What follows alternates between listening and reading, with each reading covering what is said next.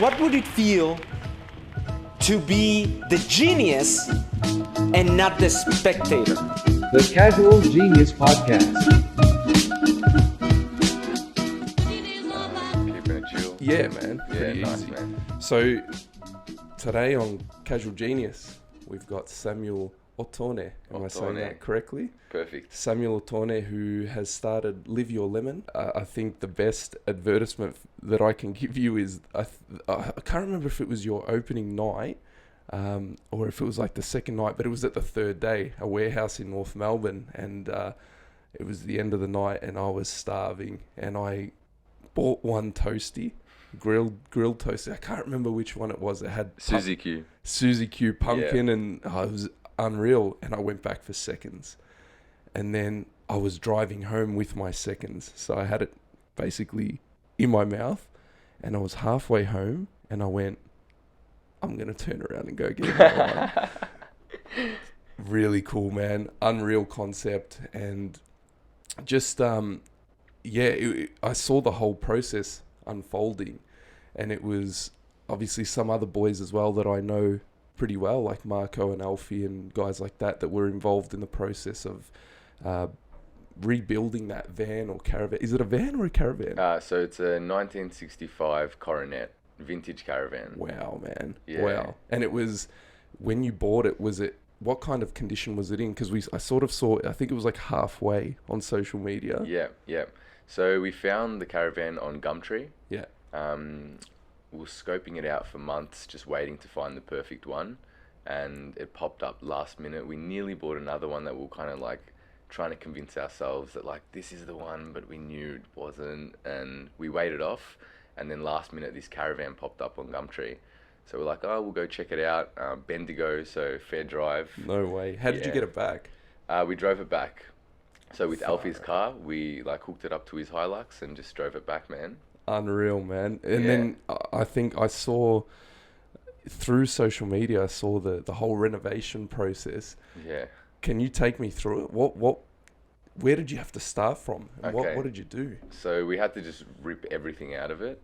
So what was in it when you Okay, bought so it? it was actually a really beautifully restored caravan. So the guy we bought it off is like super passionate about restoring caravans. Funny story actually, we went to go check it out and he goes, oh, so what do you guys plan on doing with it? And really beautiful caravan, bit hesitant on telling him that we were turning it into a food truck. So I said, oh, we're just traveling with it, man. And he's like, oh, good. This woman came down to check it out and she wanted to turn it into a bloody food truck. I'm just like, oh. So we fell in love with it straight away and took it home with us. The week after we went and picked it up. And it had like table and chairs, dining area. It had a bed, a little like kitchen table with a little gas cooker and a sink. So it was pretty like suited for traveling, really. What was he using it for? He was using it for traveling. Okay. Yeah, with his wife. He was an old dude, mid-60s, and he restored caravans for a living, and this was his pride and joy. Wow, man. Yeah. What an interesting hobby. Yeah, Restoring crazy. caravans for travel. Yeah, man. And then, so you got this caravan. It was obviously already somewhat kitted out, but the process that I saw involved Everything. painting and, Yeah. you know, there was like, you were building bench tops and things Yeah. like that. It was crazy stuff. Yeah, so we wanted to keep everything as original as possible. So like the original unit, which is like an old vintage cupboards with that like orangey brown oaky wood. We kept that. We kept the overhead cupboards because they're really cool, although we had to like cut the middle out where the serving window was. Everything else got ripped out. So ripped the floor up, ripped the tables out, chairs out, cupboards out. Had to rip absolutely everything out, gut it, and then just stud from the bottom, man. We relaid the floor, restabled that. We cut a little square hole out of the front of the caravan and like slotted the underbench fridge. It had like 5 mil on each side and fitted that in, and then built the bench tops off that, and just over about 10 months, just slowly Did chipped away at you it. already have the knowledge of how to build these things, or were you sort of like learning as you? Learning as we went. Like Alfie's an electrician, so he's good with all the electrical side of things, and he's pretty handy as well. Um, I am not in the trade industry, although I have had experience here and there working with friends, and I'm pretty handy myself as well. So we kind of just started Doing shit. doing shit. Yeah, exactly right, man. And like we'd reach out to friends. So like we've got good friends that are plumbers. My cousin's a cabinet maker, and it would just be, hey man, come down and check it out. We need a hand, and they're all busy running their own businesses and stuff. So they're like, oh yeah, just cut this off and do that. And it's like, oh, all right, So, we'll call you if we need a hand. But yeah, man. so they were basically advising you from afar, but you were almost banking on like human generosity Yeah, exactly right, to man. get the project through. Exactly right. And did you have, so what was the time frame from when you bought this van to when you were planning to open and when you actually opened? Oh, don't even go there, man.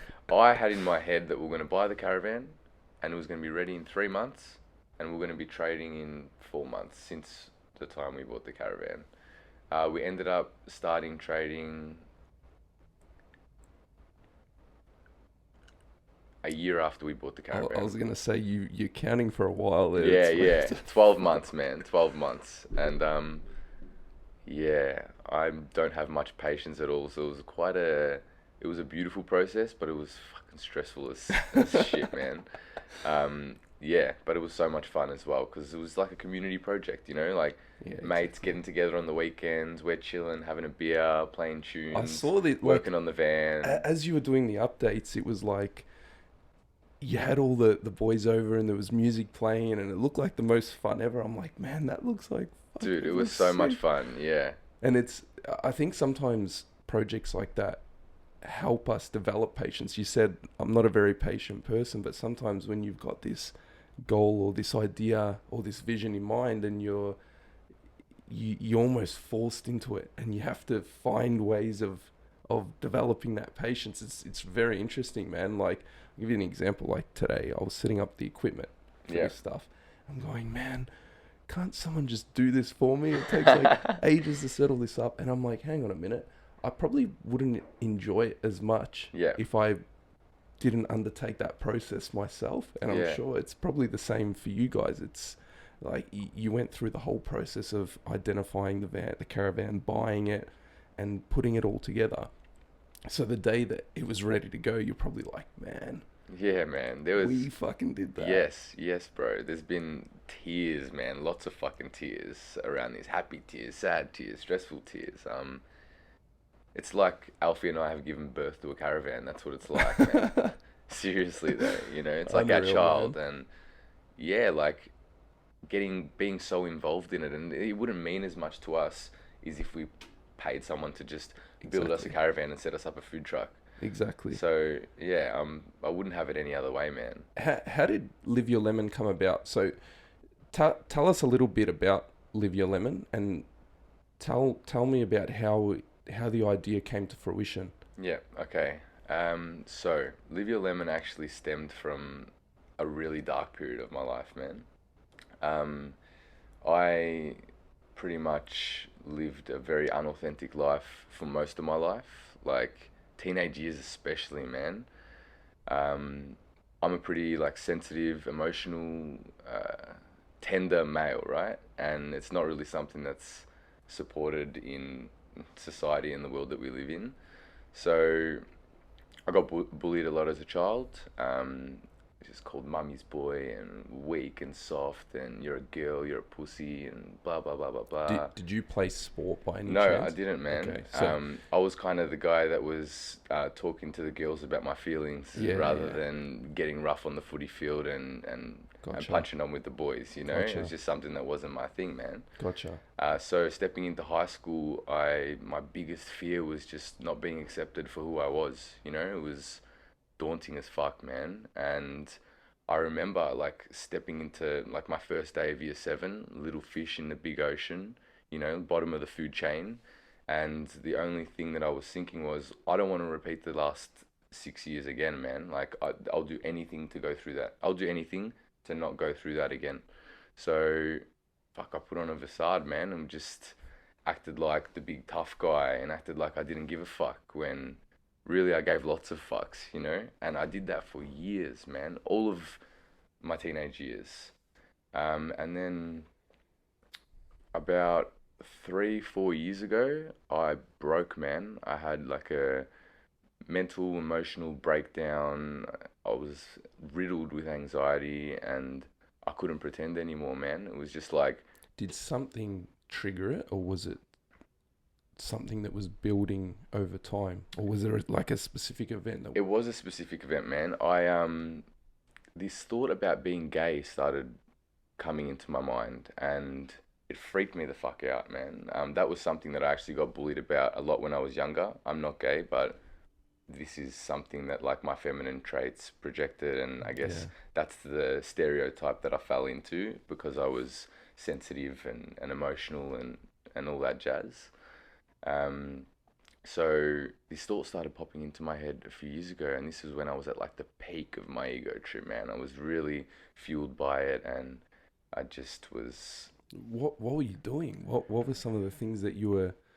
just putting other people down to make myself feel good about myself, being cruel, belittling people, teasing other guys that were sensitive about being sensitive because I couldn't face the fact that I was too, you know, like I just wasn't really a nice person and I lived a really unauthentic life and it just, yeah, man.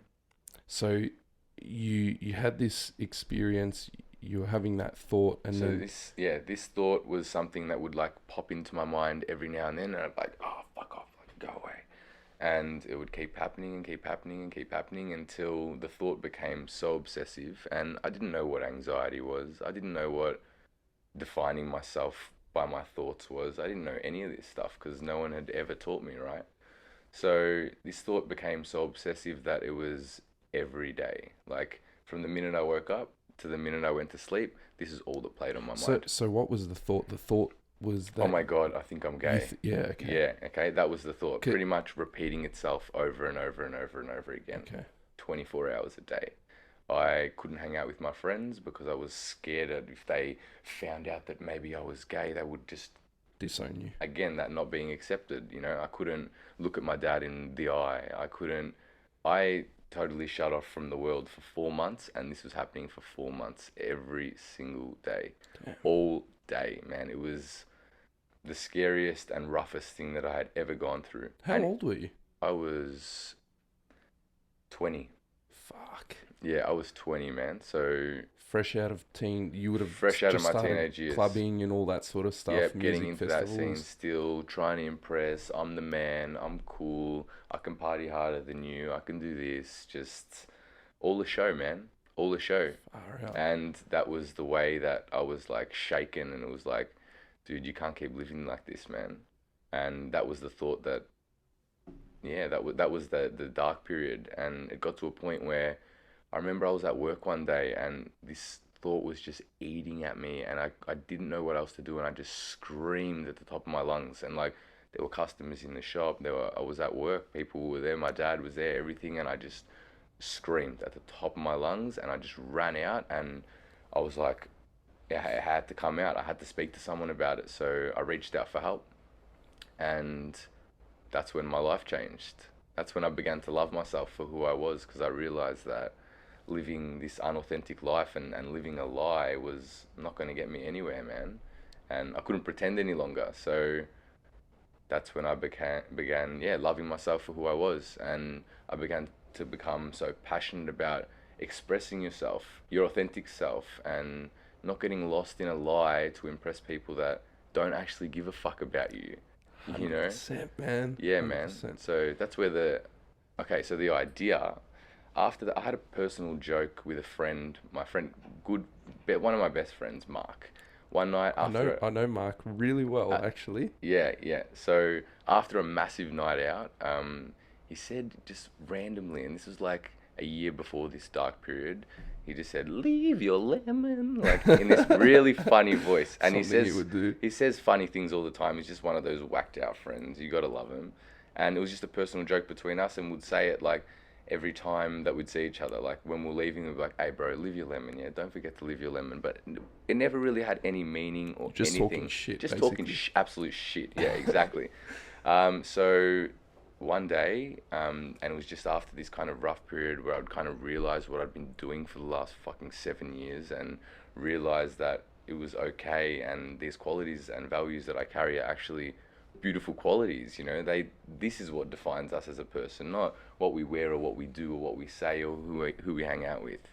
So I was thinking about it at work and thinking, what the fuck was he talking about? Like, why did he say live your lemon? And then I thought about the saying, when life gives you lemons. And then I thought, okay, like, life is a lemon, and it's up to us what we do with it. You can bite into it and be like, oh, this is sour as fuck. Or you can cut a little slice out, put it in your beer on a nice summer's day, and Chill the fuck out, man. Yeah, exactly. So it was a perspective thing. Like, life is what you make of it, and the opportunities are infinite. Lemons are really versatile, bro. You can do fucking heaps with a lemon, yeah? Man, I had lemon this morning Yeah. on avocado toast. So someone once said to me, man, avocado, it goes with a lot of things, but man, this lemon, fresh off the tree, and I'm going, and then I only realized after I ate it that I was coming in to do this, and I was like, oh shit, man, how's that for a bit of like synchronicity? A little bit I was like, damn, man, because I was like half asleep. Yeah. And you're right, man. It's that ability to change your perspective. Yeah, it's exactly. that almost glass half full, or it's that ability to take something that somebody sees as trash and make it treasure. Yeah. And it's that quality that can really, really help someone who is either going through a dark period or can't see the worth in something that they're doing, or is struggling with some aspect of their life. And it's that ability to reframe it and flip it around. Yeah. And it's it's amazing how something so simple, from Mark being goofy, Yeah. almost saved your mentality, I guess. Really, it did, man. It was like my bounce back from the darkest periods of my life. And when I came out of this and realized what I'd been doing for so long, and realized how I'd been defining myself with my thoughts and just living a total fake life, I thought, fucking shit, dude, if I was doing this, how many other people were doing this? I come across as quite a confident person and energetic and happy. Everyone's always telling me, you always got a smile on your face.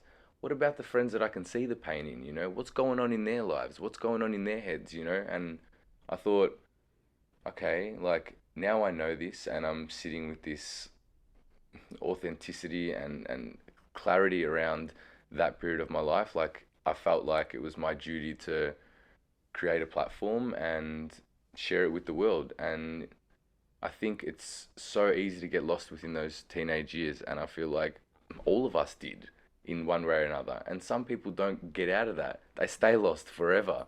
So yeah, this platform is to inspire youths mainly, but also the rest of society and the world to stay true, man. Keep it real, and yeah, do what they love. Don't hide, don't shy away, don't try to impress other people or live life for other people, because the potential of tapping into who you are, who you truly are, and living life in that authentic way, it's fucking crazy, man. Crazy. So it's unreal, man. I always find it so amazing. Obviously, the title of this podcast is Casual Genius, and I find it amazing how ideas come to people, and something as obviously as deep as that, but then as simple to get out of it is incredible. And it's amazing that something like that has gone on to have such a massive impact already. And I know you're planning to do other things with Live Your Lemon, which we'll get to in a second. But when you officially started Live Your Lemon as an organization, so to speak, what were some of the activities that you were undertaking to help young people? Yeah, so I just started an Instagram page. Mark Grosso really pushed me towards it. The tattoo came first, like after I came out of this dark period of life, and realized what I had been doing and put a meaning towards Live Your Lemon, I was so fucking excited about it and just like mind blown. The next week, me and Mark went and got got the tattoo on our arm. So that came about 3 years ago, and then just felt like, all right, now we've got the tattoo. Let's create something here. Let's create a platform. So we started an Instagram page. Didn't know what the fuck I was doing or we were doing with it. It was just like, let's start an Instagram page and just start putting content out there, positivity, inspiring people, and just also a platform to express myself as I am, you know. So that started, and just put photos up of lemons and the blue sky and like inspirational quotes or whatever, man. There was no real vision. The idea of a food truck or restoring a vintage caravan to go to festivals and serve cold pressed juices and smoothies, that did not exist. It was totally uncertain, and it was just like, fuck it, let's create the platform, apply energy to it, and see where it takes us. So the first couple years was just literally uploading photos and putting out our views and opinions and philosophies, and really encouraging people to, number one, express yourself as who you are, and number two, like, follow your heart and chase what you fucking love, and passion overrides everything, you know. And if you're living your life to please everyone else when they don't even give a fuck, like, where are you going? Where is this gonna get you? So you went from the Instagram page, which I'm pretty sure I was following it early on, because it was I've had it for a while, and Yeah.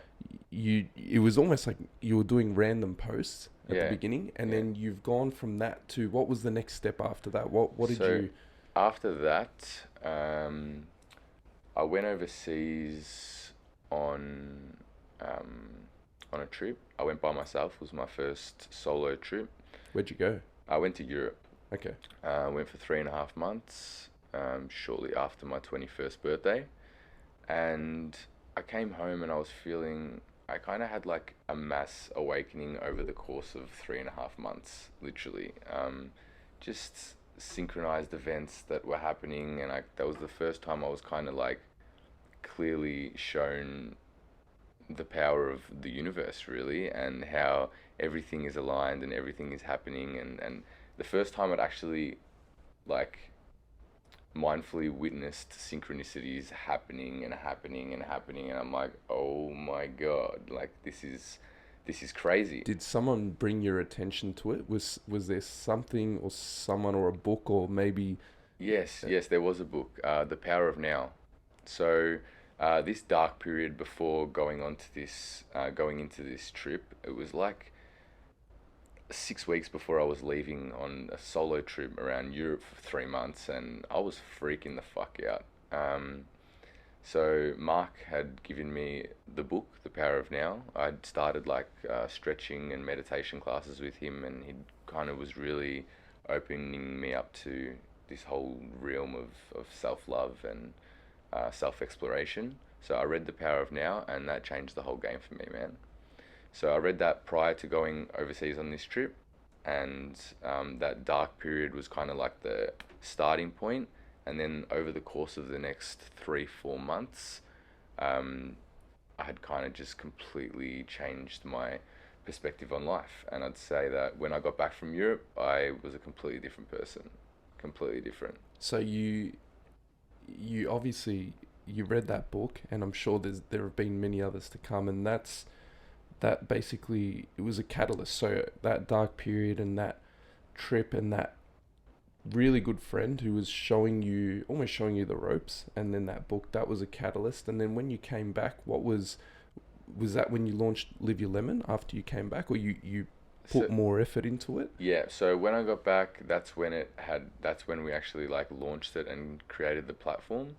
And when I came back, I just was feeling so inspired by the adventure that I've just gone on, and so like it's like a massive breath of fresh air, you know, like actually sitting with truth and feeling like, you know what, fuck it, this is me, man, and this is amazing. Like, go for it, you know, don't hold back, you know, express yourself fully, and and share it with the world. If people are gonna laugh, people are gonna judge you, people are gonna fucking make jokes and talk shit behind your back. 100%, Cool, man, talk. You know, like, so once the platform was created, there was this kind of like accountability to do something with it. And I remember coming back from the trip overseas and feeling really inspired and felt like I've been receiving my whole life. You know, I was born into a beautiful family. I'd been given unconditional love from the fucking day that I was born. Dinner's cooked, clothes. If my mum could still tuck me into bed, she fucking would. No shit, yeah? So you're I felt Italian background. like, aren't you? yeah, Italian Makes and sense. Maltese. Makes sense. Yeah, man. So I decided that I wanted to give back and I wanted to give back to the community and make a difference. So me and my friend Mitch, we started catching up once a week and he had just come back from a massive trip as well and was in like a really similar place. So we started just applying energy to it and we decided that we wanted to share our love and guidance and help the people that needed it most. So we decided to start with the homeless. Yeah, it was winter when we got back, freezing as fuck. It was like 2 degrees nights, and we're thinking, all right, how can we give back? Where can we start? So we thought the homeless community. So that's where that chapter began in giving back to the community. Yeah, just put a Facebook post out there, man. It was like, guys, got this idea, want to collect heaps of winter warmers, you know, scarves, sleeping bags, beanies, whatever the fuck you got. Like, just literally hit me up, I'll come pick it up, and we're going to take it into the city. And just, the plan was to just like fill trolleys and just walk around the city and just hand out stuff to homeless people. So we did that and ended up collecting like heaps and heaps and heaps of stuff, man. Like, probably a room this big, full, like full of clothes, jackets, heaps. It's amazing when somebody takes the first step. Exactly. How quick human beings jump on board. Yeah, man. It's almost like everyone's sort of waiting around for somebody to take that first step. And when someone takes that first step or someone makes that first move, they're like, yeah, I'll get on board with that. Yeah. I'll donate my clothes or I'll do that. Yeah. And sometimes it takes a little bit of that, not only ingenuity, but bravery. Yeah, man. It's not an everyday thing, unfortunately, to go into the CBD in the middle of winter and just bring clothes for free. You're not doing it for a job. You're not doing it, for any gratification. You're just doing it to be a good human being, basically. Yeah, man. And when someone takes that first step, it's amazing how quickly humans will jump on it. Yeah. And that's where something like Live Your Lemon, if you've got a leader, or if you've got someone who, it doesn't even have to be someone, it's a figurehead, so to speak. People are very, very quick to go, yeah, man, me too. Yes. Me too. And I was feeling that too. And yeah. I had that experience too. But until somebody's brave enough to go first or to say it first, people are usually, yeah, I'll just wait for someone else to do it. For sure, man. Yeah, definitely. And it's scary, bro. It's scary stepping onto the big stage and like, hey, I've got a message that I want to share with the world. Here's what it is, because I guess we're conditioned to be so worried about what everyone thinks and like, oh my God, what if... It's like, once the platform was created and I stepped onto the stage, it's so inspiring how many people have reached out and wanted to get involved. So not only with the homeless, but with sharing the message and people that are like passionate about what we align with, and they're like, hey, I love what you're doing. How can I get involved? How can I be there? What can I do? And it's like, dude, come down. We take the lemonade stand, which came first, by the way. So before the caravan, we had a lemonade stand. That is bloody awesome. Yeah, so that's the community platform. That's where we give back from. We also... So what do you do with the lemonade stand? We take the lemonade stand into the city and cold press juice for the homeless community on weekends where we're free and we don't have gigs with the caravan. And also, like, all sorts of community stuff, like giving back. Even friends, when they have house parties, we're like, done. We'll bring the lemonade stand. I think that was my first experience of the lemonade stand. It was a selfless event. Yes. At, was it The gasometer? gasometer. Yes, Yeah. yes. And I remember, you guys, it was Marco, and I think there was a few girls and working behind, and you were just chopping up fruit and just handing out free juice to the crowd. I was like, man, that's fucking cool. Yeah, we so that was donation based, and all the funds raised went towards Movember. So men with mental health issues and raising awareness on mental health within men.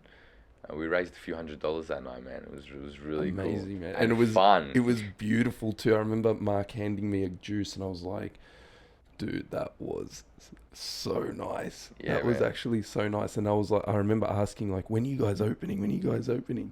And I think it's little things like that, the community gets to see you, and when you go to an event, they recognize you and they go, yeah, man, I'll go and buy a toastie off those guys, or I'll go and buy juice off those guys. They helped me out last time. Yeah. Or they were doing that to help out other people last time. So it's almost that that goodwill. It's like a circle paying it forward. Yeah. What I wanted to ask you was the experience working with the homeless, or was there something that sparked that, or was that just an idea that came out of the blue? And how was that experience? Because I know you slept in the CBD, is that right? You did. Yeah, so we had this idea of going into the city and just, like I said, bringing trolleys of clothes and handing them out to whoever we saw.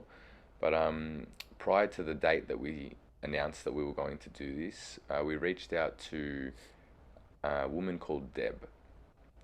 She's such a beautiful woman. She has started a non-for-profit organization called From Us to You Melbourne. Okay. So pretty much what she did, she started about 4 years ago. She started going into the city under Flinders Street Bridge, where a lot of the homeless community sleep and hang out and gather. And she started cooking meals. I think the first time she went, she cooked like 5 meals. And she's committed to going every second Sunday and every Monday and every Wednesday night. She's there. Wow. Out of her own goodwill. This is something that she just decided that she wanted to start doing.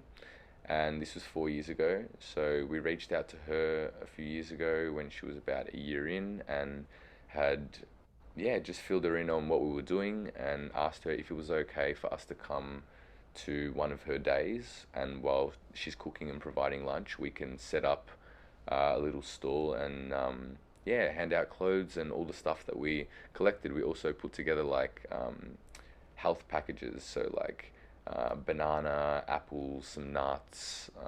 We put like soap, toothbrush, toothpaste, and just put together all little packages to hand out. And there was actually a few of us that got involved. I shared it with a few friends, and we all came down, and we didn't really know what to expect, to be honest. It wasn't really supported on the day. It was very like awkward, and our presence wasn't really appreciated as much as we thought it would be, which I'll get into in a minute.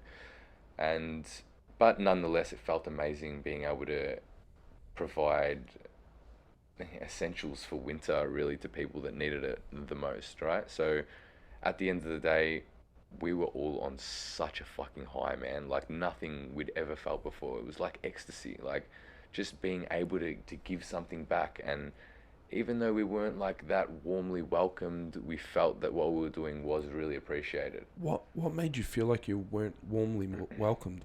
Because sometimes for the first time, when people do something like that for the first time, they think, oh man, I'm going to get all this adulation, respect, and... Yeah, no, it doesn't work like that, man. And like what we've found over the years now being involved with the homeless community is respect isn't something that's just given to you because you're doing something nice. Respect is something that's been earned. And now we're family, yeah? It's been 2-3 years now, and it's first name basis. We hug each other when we get there. If we haven't seen each other for a month or so, we're catching up.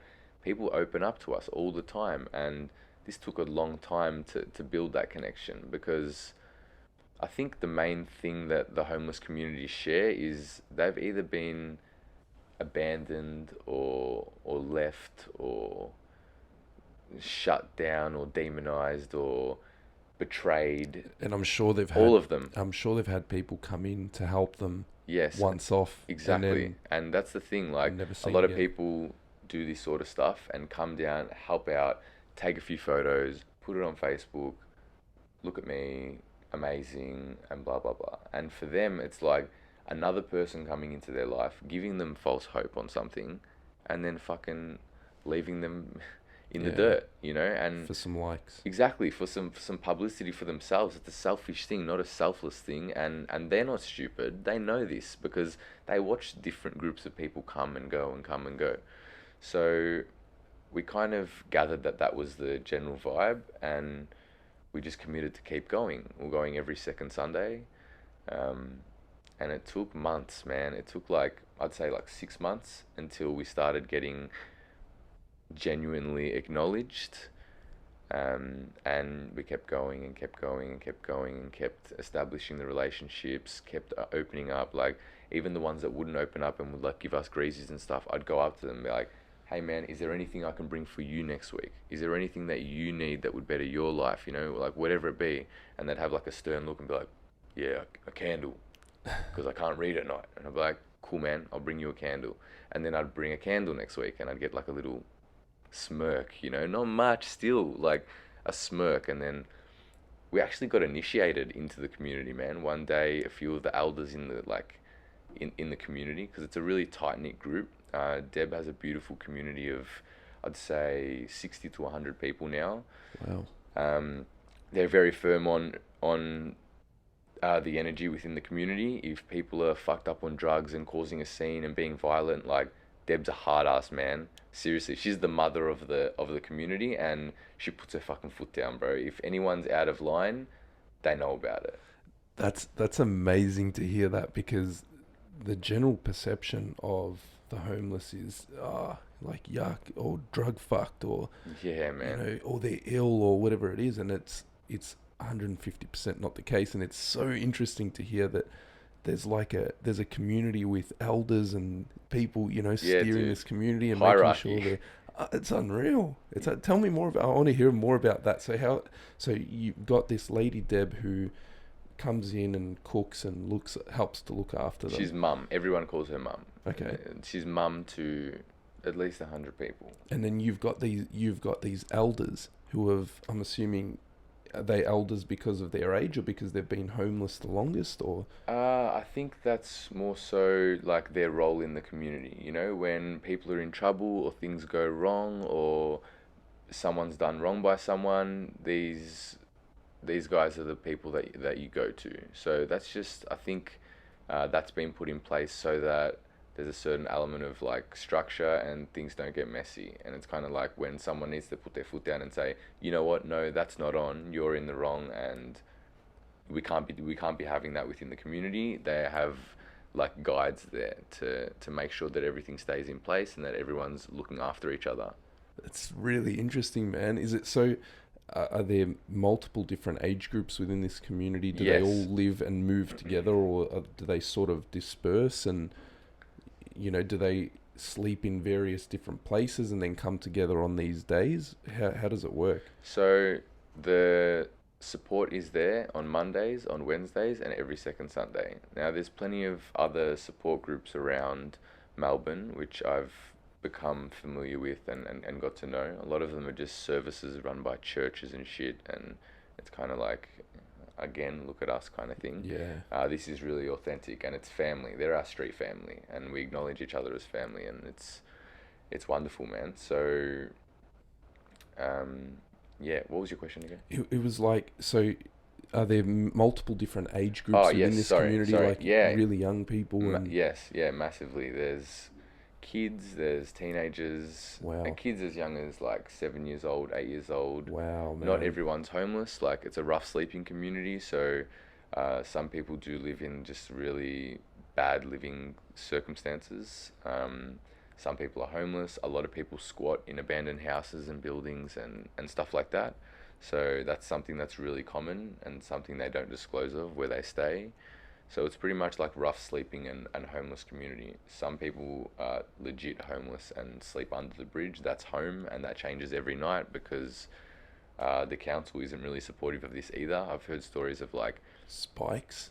Have you seen that? There are some buildings in the CBD that have actually put metal plates with spikes so homeless people can't sleep yeah, on ledges and things like that. cruel as fuck, man.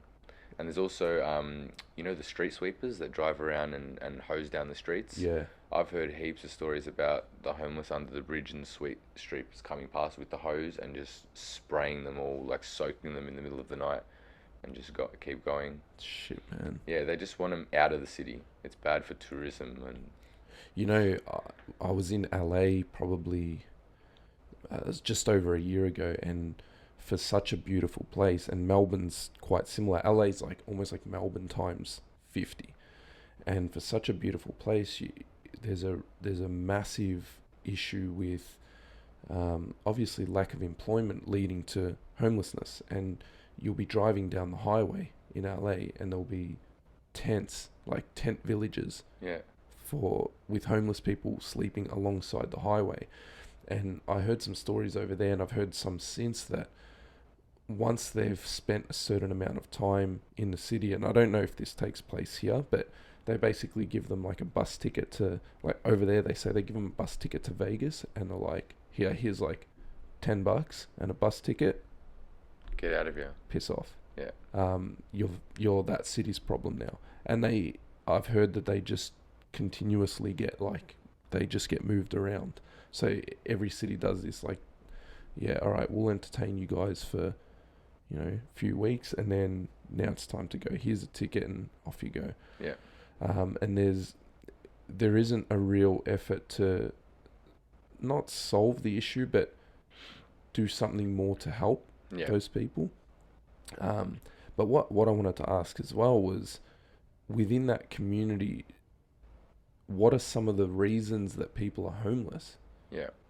Okay, so again, it's quick to judge, and the rest of the world that aren't facing these issues are, quick to shout, get a fucking job, or it's up to you, you got to do something with your life. Yeah. And most of these people that have these opinions were born into a family that have a house and have been given all the essentials for life and more. Wealthier than 95% of the people on Earth. Exactly right. And they're the ones that are fucking judging and being quick to call shit like that. He's probably a junkie. Like, yeah, he probably is. Because he's had a fucking really tough life, Like, I read a stat somewhere that 40% of homeless people were born into homelessness. Or 40%, 50% of homeless people had to leave their family home because it wasn't safe, because domestic violence, because of abusive parents, because they were born into the world by drug addicts. So what 2 feet do these people have to stand on? Yes, drugs is a problem within the homeless community. It's also a problem within the not homeless community. Yeah. It's also a problem fucking worldwide, man. 100%. So that just is invalid. Then mental health is a massive one. But family breakdown and domestic violence are the 2 main reasons for homelessness. And I'd say that more than half of people living on the streets are living on the streets because their family home was not safe enough to live in, and they had to leave, and they had nowhere else to go. So they left, and they started living on the streets. So within that community, for example, if someone does manage to let's say pull themselves out of that environment, is that actively encouraged, or is it like, oh man, look at this guy? Like, is it like the saying's crabs in a bucket, where it's like the crab that climbs to the top and all the other crabs are pulling them back in? Is that the environment, or is it more encouraging? It's not like that at all, man. Not like that at all. It's really difficult to get out of the situation, because to get any government assistance, you need permanent housing. You need an address. And if you can't get that, so temporary housing will not get you government assistance. Man, it's something that we take for granted. I'm just playing it through in my head, and I'm thinking of how many times I've had to put my address in for things. Yeah. And going, imagine, what do you do when you don't have one? There's nothing you can do, and that's the bottom line.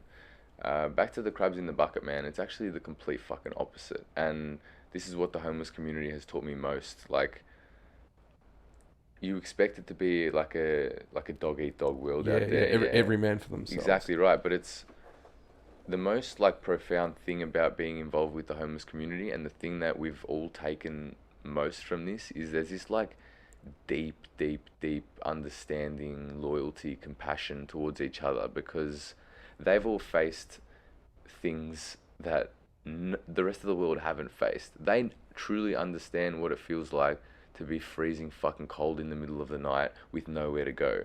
So they have this bond, and it's actually, don't get me wrong, my circle of friends are amazing. I love my circle, and we love each other to death. We got each other's back for life, right?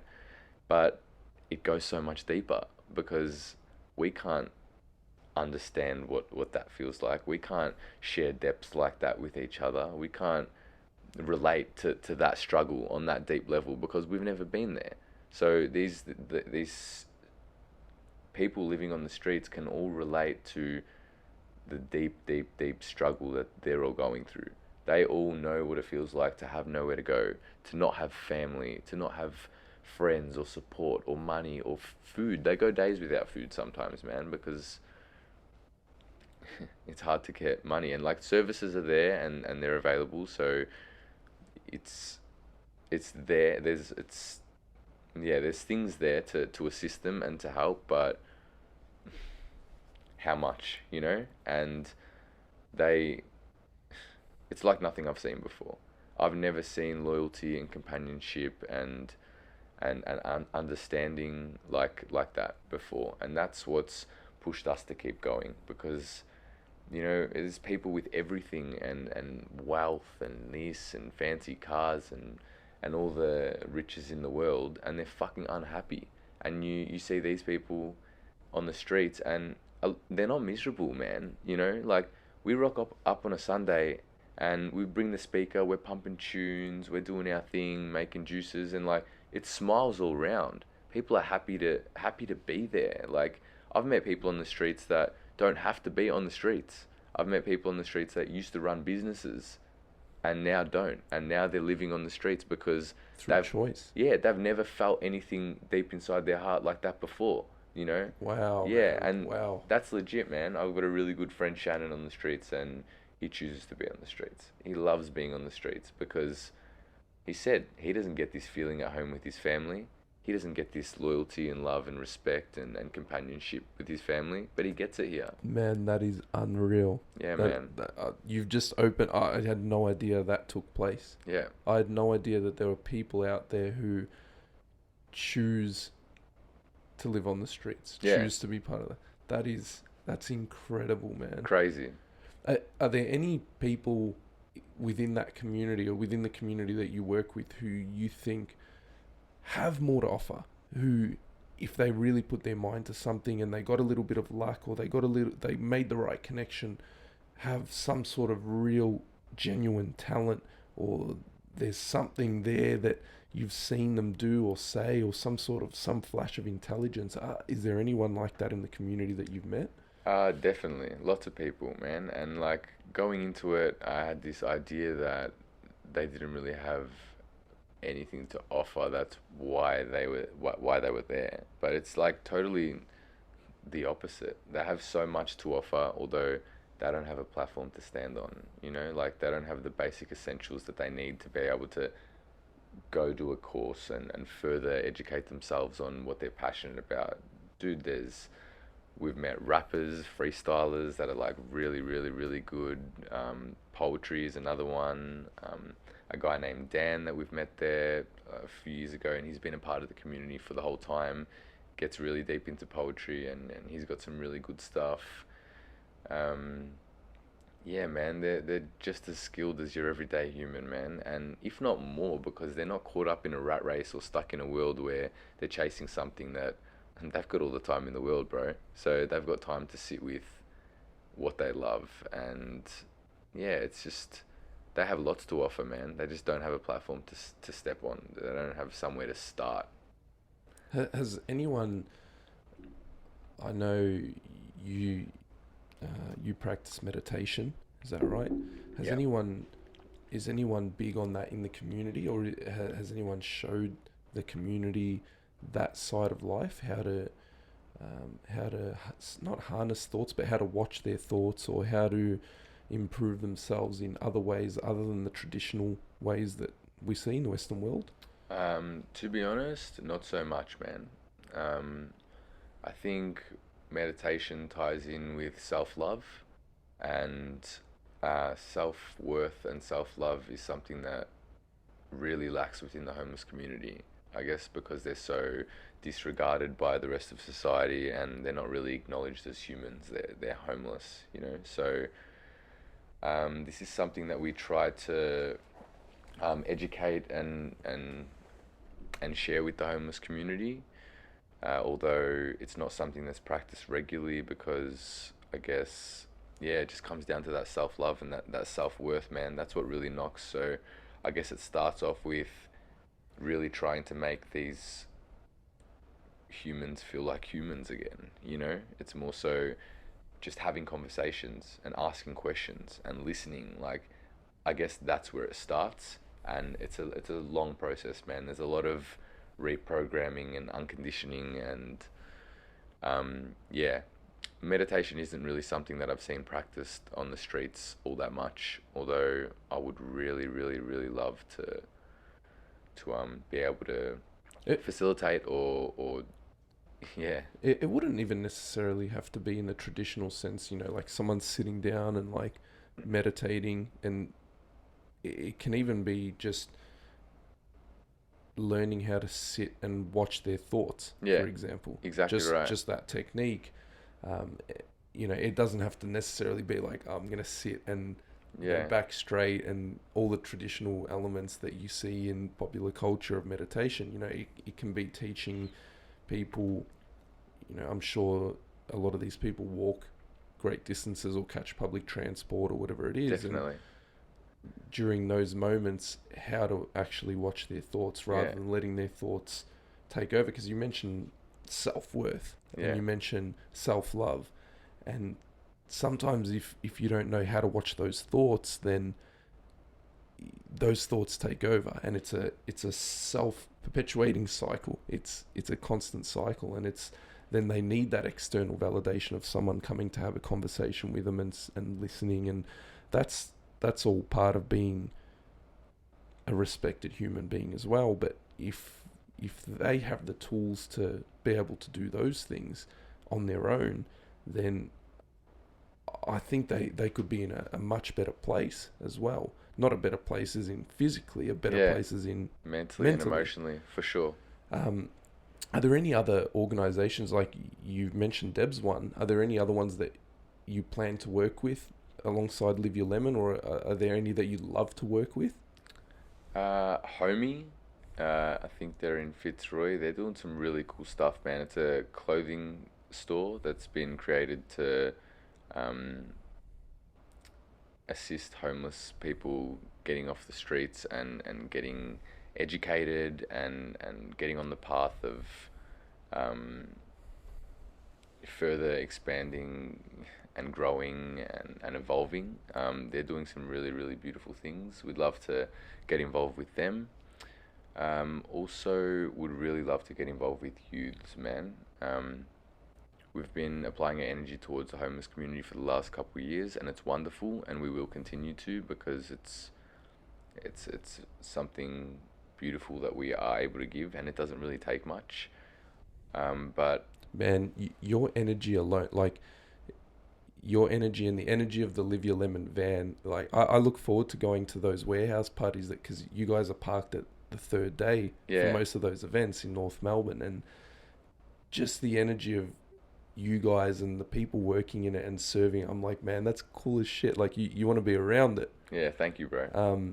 So it's something that, you know, if you are going to eventually branch out and work with other organizations or work with youth, I think it's you've already started to develop that pull. You've got that Yeah, that energy, that it's almost like it sounds weird, but it's almost like, man, I can trust those guys. Yeah, well, these are the values that this movement was built on. You know, it wasn't originally started as a business. It had no intentions to become a business. So yeah, going back to what we were talking about before and getting totally lost in teenage years and then coming to this point of self-destruction to then rebirth into my authentic self, and then feeling like it's our duty really to connect with, I guess, the thing that we all have in common in the circle that we hang around is we've all just come from this toughest period of our lives, and we can all relate to what it's like to getting lost in that period. And now we've got all this like fresh wisdom on those years and all this like authenticity that we're sitting with, that we've just been able to sit with after going through fucking war of our teenage years. So I feel like it's our duty to connect with youths and be able to inspire them and maybe make that change just a little bit earlier, and get them onto an authentic path before it becomes self-destruction or before they demonize themselves. And I think energy doesn't lie, man. And when something's been built on strong morals and strong foundations, then that's what will live through it the whole way. You know, like, money is not our motive here. Although yes, we have created a business and it will generate money, but that platform is only going to make what we're doing stronger, and it's going to give us a stronger foundation to stand on and be able to implement change and things on a bigger level. You know, at the end of the day, we still live in a physical world, of course, and it is important. It's you do need that foundation in order to reach more people. Yeah. It's, you know, I know of a lot of people who try to pretend that we don't live in a physical world, or we don't live in a world where money is still something that's important. If you want to get a message out, you can get a message out, but it'll be very, very limited. And the idea to turn it into a business is not necessarily for personal gain. It's necessary. Yeah, it is necessary of course. In the current world we live in. So, no, I get it, man. It's I fully understand, and the plan to expand towards youth and focus a little bit more towards youth, I resonate with it, man. It's something that's really cool, because especially now I work with young people on a daily basis in elite youth sport, and it's not easy for them. It's becoming easier for them to discuss their mental health, but it's still a very difficult period of their lives. It's a very difficult, and we've been through it, but for them now, it'll be great to have an organization that they can trust. It's almost like I always think back to when I went to schoolies after year 12, and you have the Red Frogs there. Yeah. And you're like, man, I can trust those guys. I get that same sort of vibe. You get that. Exactly right, because like, we're not 50-something-year-olds getting up and presenting a boring presentation to a bunch of year eights. You're rocking a techno. Exactly, and like having a boogie. Yeah, so they look up to us in a sense. You know, they feel safe around us. You know what it was like when you were a teenager.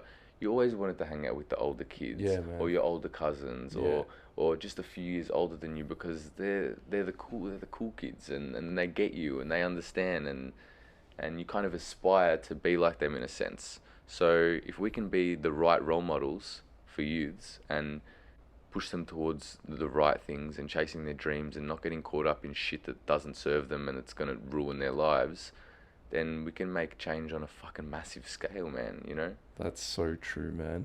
All right, before they come and kick us out of here, where can we find you? Where can we find Live Your Lemon? You can find us at 290 Macaulay Road, North Melbourne. The third day, we're operating there pretty much every weekend whenever there's events on. We're on Instagram, so follow us on Instagram, and we are in the process of getting all of our applications in for music festivals throughout the summer. We're passionate about operating there because it's just infinite expression, man. You know, people go there as their authentic selves, and there's this sense of community and love and expression that I haven't been able to find anywhere else. We haven't been able to find anywhere else. So predominantly that's where we want to be. We want to be in an environment where self-love and expression and dancing and fun and movement and authenticity is the general vibe, man. So you'll catch us at festivals throughout the summer. It's most likely be rocking it on the dance floor as well. So it's beautiful, man. It's, as someone who's, you know, I've tasted your products and seen you guys operating, and it's unreal to see. And this has been pretty enlightening for me as well, man. It's really interesting to hear about things that, I didn't even know existed. And man, this is going to be the first of many, I'm telling you, because you're coming in again for Definitely, sure, especially man. as Live Your Lemon starts to grow and expand towards the youth. I'm going to be following, obviously. I'll see you guys pretty regularly, so I'll make sure that I'll bring you back in for another check-in. But if you're a young person or an old person or any person, make sure you follow Live Your Lemon and keep up to date with what these guys are doing, because it's pretty awesome. So thanks for coming in, man. Bro, thank you for creating a platform for us to further share the message. Really appreciate it, man. No worries, dude. Thanks for listening.